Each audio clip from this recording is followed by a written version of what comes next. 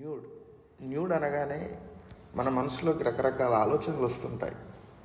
కానీ డైరెక్టర్ ఒక సినిమాకి న్యూడ్ అనే టైటిల్ పెట్టి ఏం చెప్పదలుచుకున్నాడు, ఈ సమాజానికి ఏం సందేశం ఇద్దామనుకున్నాడు అనేది ఇప్పుడు మనం తెలుసుకోబోయే కథ.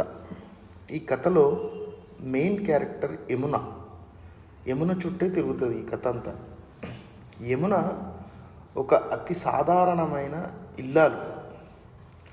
పొద్దంతా బీడీలు చుడుతూ, రాత్రి సమయం దొరికితే మిషన్ కొడుతూ, తన ఒక్కగానొక్క కొడుకుని గారాబంగా చూసుకుంటూ చదివించుకోవడమే తన పని. అలాగే తిరుగుబోతైన, తాగుబోతైన, స్త్రీ లోలుడైన తన భర్త పహిల్వాన్ని ప్రతిరోజు భరిస్తూ, తన బూతు మాటల్ని, తను కొట్టే దెబ్బల్ని భరిస్తూ జీవితం నెట్టుకొస్తున్న ఒక అతి మామూలు సాధారణమైన గృహిణి యమున. ఇక కథలోకి వెళ్తే, ఒకరోజు రాత్రి ఇంట్లో గొడవైతుంటుంది యమున చేతికున్న గాజుల కోసం. ఆ గాజులు కావాలని పహిల్వాన్ తనని కొడుతుంటా అంటాడు. అప్పుడు యమున చాలా దీనంగా బతిమలాడుతుంటుంది, వద్దండి, నన్ను కొట్టకండి, మన పిల్లాడి ముందు, మన బాబు ముందు నన్ను బూతులు తిట్టకండి, ఆమె దగ్గరికి వెళ్ళడం బంద్ చేయండి, ఇకనైనా తన వల్ల చాలా కాపురాలు కూలిపోయాయి, ఎందుకు ఇట్లా చేస్తున్నారండి, మన బాబుని చదివించుకుందామని ఏడుస్తూ తనను బతిమాలుతుంటుంది. అయినా కూడా వినకుండా యమునని చితకబాది తన చేతులకున్న గాజులను తీసుకెళ్తాడు పహిల్వాన్. తెల్లవారితే తన కొడుక్కి స్కూల్ ఫీజు కట్టే పరిస్థితి ఉంటుంది, కానీ చేతిలో చిల్లి గవ్వ కూడా ఉండదు. చేతికున్న గాజులు పహిల్వాన్ గుంజుకొని పోయిండు తన భర్త. ఇక చేసేది ఏం లేక తను బీడీలు చుట్టే ఆ పనిచేసే యజమాని దగ్గరికి వెళ్ళి, ఏమైనా డబ్బులు ఇస్తారా అయ్యా అని అడుగుతుంది. అయ్యో యమున, మీ భర్త నిన్ననే వచ్చి తీసుకెళ్ళిండ్రు డబ్బులు అడ్వాన్స్గా, ఇంకేం ఇవ్వాలి అని అంటాడు. అయ్యో, నన్ను అడగకుండా ఎలా ఇచ్చాడని మాట్లాడుతుంది. నువ్వు అడిగితే మళ్ళీ ఇస్తాను, కానీ అందుకు నువ్వు నాకేమి ఇస్తావని అతను అడుగుతాడు. ఇక అక్కడ కూడా చేసేది ఏం లేక తిరిగి తన భర్త ఏ ఆడదాని దగ్గరికైతే, ఎవరి దగ్గరికైతే వెళ్ళి కులుకుతున్నాడో వాళ్ళ ఇంటికి వెళ్తుంది, ఆ బజార్లోకి వెళ్తుంది. అక్కడ పహిల్వాన్, బయటికి రా, నా సొమ్మంతా దానికే దార పోస్తున్నావు, రోజు దాని దగ్గరనే కులుకుతున్నావు, నన్ను చావబాది, నన్ను చిత్తకొట్టి నా సంసారం అంతా, నా కుటుంబాన్ని, నా కొడుకును ఆగం చేసి దాని దగ్గరే కులుకుతున్నావు, బయటికి రా అని తిడుతుంటే పహిల్వాన్ చాలా కోపంగా బయటికి వస్తాడు. బయటికి రాగానే తన గల్ల పట్టుకొని అడుగుతూ ఉంటుంది. చుట్టూ ఉన్న ఆ బజార్ జనం అంతా నిలబడి చూస్తుంటా అంటారు వీళ్ళ గొడవని. అప్పుడు విపరీతమైన కోపానికి వచ్చిన పహిల్వాన్ తను నవ్వులుతున్న జర్దా, ఆ పాన్ని అలాగే యమున ముఖం మీద ఉమ్మేస్తాడు. యమున ముఖం నిండా పాన్ ఇట్లా కారుతుంటుంది. ఆ జర్దా అంతా పడి ఎర్రగా ఇట్లా కారుతుంటే ఆ సదరు మహిళ ఆమె ఆ పైనుండి చూస్తూ నవ్వుతుంటుంది. ఇదంతా తన సొంత భర్త ఇంకొక ఆడదాని దగ్గర ఉండి తన సొమ్మునంతా దారపోస్తూ తన సంసారాన్ని, తన జీవితాన్ని నాశనం చేస్తుంటే ఆమె మామూలుగా పైనుండి చూస్తూ నవ్వుతుంటుంది. ఇక చాలా అంటే చాలా మౌనంగా కుంగిపోయి ఏం చేయలేక అలాగే నడుచుకుంటూ ఒక నది దగ్గరికి వెళ్తుంది. వెళ్ళి ఆ బ్రిడ్జ్ పై నుండి దునుకుతుంది నదిలో. అలాగే దునికి ఆ జర్దానంతా కడుక్కొని అట్లనే పచ్చి బట్టలతో నడి వీధుల్లో నుండి నడుచుకుంటూ వస్తుంటుంది ఊళ్ళో నుండి. అప్పుడు కండలు తిరిగి ఒళ్ళు బలిసిన మొగోళ్ళంతా నిలబడి చూస్తూ అంటారు. సాంప్రదాయాల్ని, భర్త బరితెగింపు తనాల్ని మౌనంగా కొంగు ఇట్లా మీద కప్పుకొని నిల్చున్న ఆడవాళ్ళందరూ కూడా చూస్తూ అంటారు. వాళ్ళందరి మధ్యలో నుండి యమున తన ఇంటికి నడుచుకుంటూ వెళ్తుంటుంది పచ్చి బట్టలతో. వెళ్ళి ఇంకొక నిర్ణయానికి వస్తుంది, ఈ పహిల్వాన్తో నేను ఇక వేగలేను అని. రాత్రి అంతా సర్దుకొని తన కొడుకుని రెడీ చేసుకొని తెల్లవారి ముంబై బస్ ఎక్కి ముంబైకి వెళ్ళిపోతుంది. గత 20 సంవత్సరాలుగా ముంబైలో తన భర్తతో తన అక్క నివాసం ఉంటుంది. ఎదురైన పని చేసుకుంటూ ఎలాగోలా బతుకుతుంటుంది. తన అక్క వాళ్ళ ఇంటికి చేరుకుంటుంది. తన అక్క వాళ్ళ ఇంటికి చేరుకొని విషయం అంతా చెప్పిన తర్వాత వాళ్ళ అక్క ఏమంటుందనంటే, ఇక నీ భర్త చచ్చిపోయాడని అనుకో, ఈ నీ భర్త గురించి ఆలోచించడం మానే. ఉన్న కొడుకు గురించి ఆలోచించు. వాడే జీవితం అనుకో. వాడిని గొప్పగా చదివించు. నువ్వు ఏది చేసినా ఇక నుండి నీ కొడుకు గురించే చేయని చెప్తుంది. రోజులు ఇట్లా గడుస్తుంటాయి. ఒక రోజు, 2 రోజులు, 3 రోజులు ఇట్లా గడుస్తుంటాయి. ఇప్పుడు పని కావాలి. అలాగే యమున కొడుక్కి బడి కావాలి. ఇప్పుడు తన ముందున్న లక్ష్యం తనను గొప్పగా చదివించడం. తనకున్న ఏకైక తోడు, ఆసరా అన్నిటికీ ఇప్పుడు కొడుకే కాబట్టి కొడుకుని చదివించాలి. తను ఏదైనా పని చేయాలి.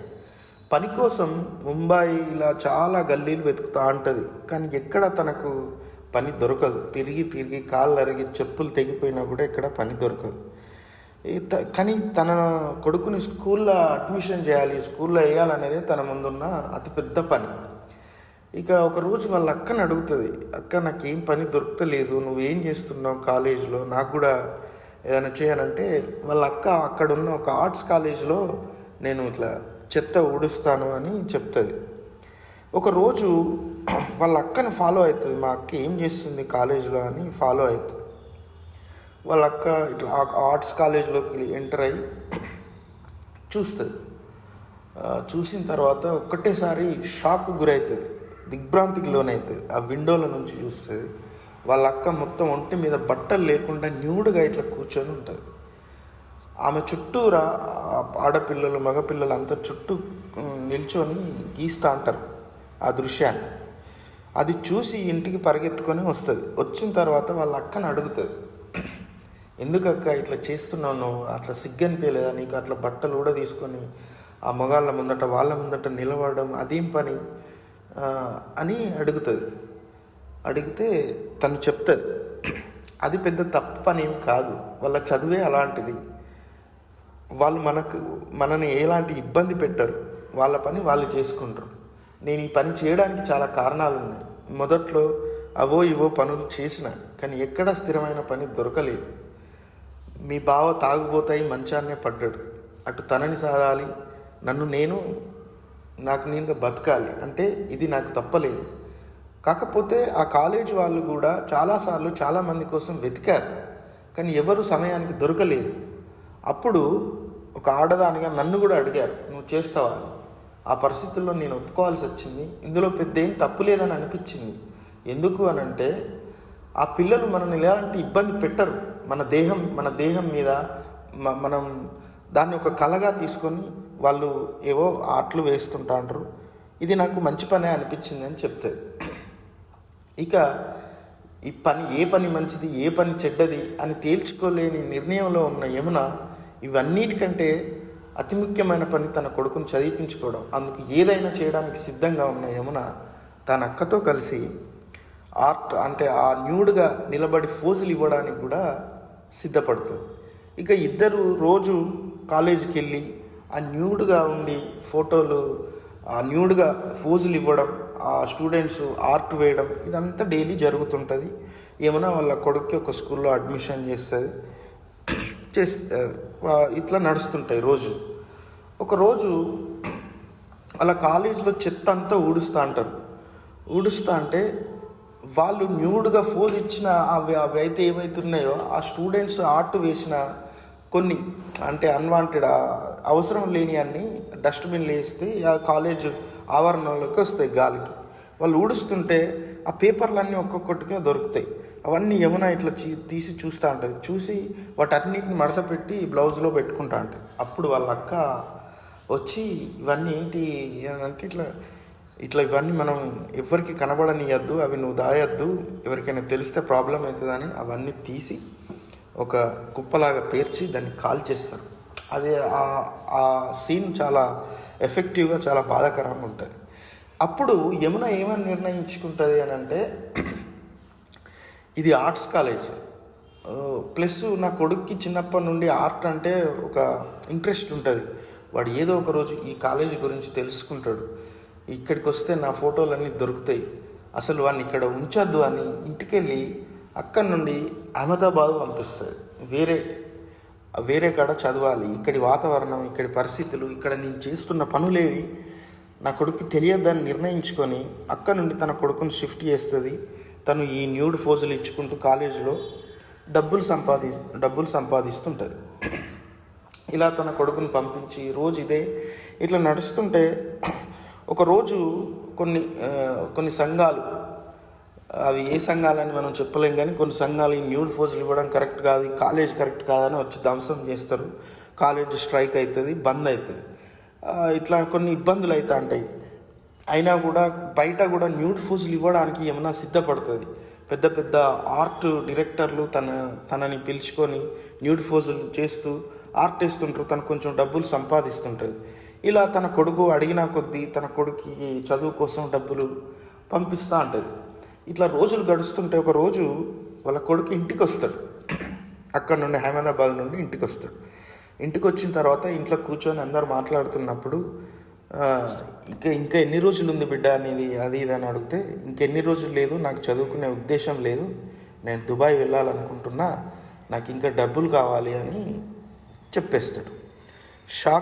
షాక్ అయిన యమున, అసలు ఏందిరా, నిన్ను ఇంత కష్టపడి పైసా పోగు చేసి ఎదురైన పని చేసి నిన్ను చదివిపిస్తే నువ్వు చివరికి నేను చదువుకోను, నేను దుబాయ్ వెళ్తా అంటున్నావు, ఇన్నేళ్ళు నేను చేసిందంతా ఎవరి కోసం, నీ కోసం కాదా, చదువు తప్ప ఇంకేది ఉన్నది అది అని మాట్లాడుతుంది. అప్పుడు ఆ అబ్బాయి ఏమంటాడనంటే, నువ్వు కష్టపడి ఏం సంపాదించలేదు, నాకు పంపించలేదు, అసలు నేను అడిగినా కొద్దీ నువ్వు అన్ని డబ్బులు పంపించినావు, నీకు అన్ని డబ్బులు ఇక్కడి పని చేస్తే నువ్వు ఎవ్వరో దగ్గర పడుకొని నాకు డబ్బులు పంపించినావు, మీరిద్దరు లంజలు అని తిడతాడు వాళ్ళ అమ్మను వాళ్ళ పెద్దమ్మను. ఏం చేయాలో తెలియక మీరు ఎదురైన కారు ఎక్కడం, పెద్ద వాళ్ళ కార్లలో తిరగడం, ఇట్లా నాకు డబ్బులు సంపాదించి పంపించారు తప్ప మీరు కష్టపడి నాకేం సంపాదించి పంపించలేదు అని చెప్తాడు. ఇక ఏం చేయాలో తెలియక ఇంట్లో నుండి వెళ్ళిపోతుంది యమున. వెళ్ళిపోయి ఒక సముద్ర తీరాన, ఒక నది తీరాన దూరంగా అక్కడ నిలబడి ఆలోచిస్తూ ఉంటుంది. కొద్దిసేపటికి మాయమైపోతుంది, అసలు కనిపించదు యమున.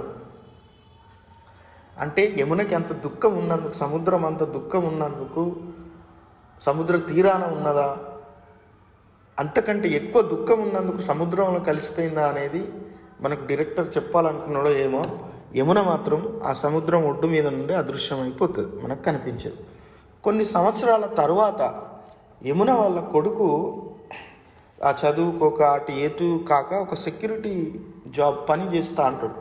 ఒక 5 years తర్వాత చేస్తున్నప్పుడు తన ఫ్రెండ్ కలిసి రోడ్ మీద వెళ్తుంటే ఒక ఆ కాలేజ్ ఆర్ట్ ఎగ్జిబిషన్ ఉందని ఒక వాల్ పోస్టర్ చూస్తాడు. వాల్ పోస్టర్ చూసి ఆ లోపలికి ఎంటర్ అవుతాడు. ఆ లోపల పెద్ద ఆర్ట్స్ ఇట్లా వేసి ఇట్లా ఉంటా ఉంటాయి.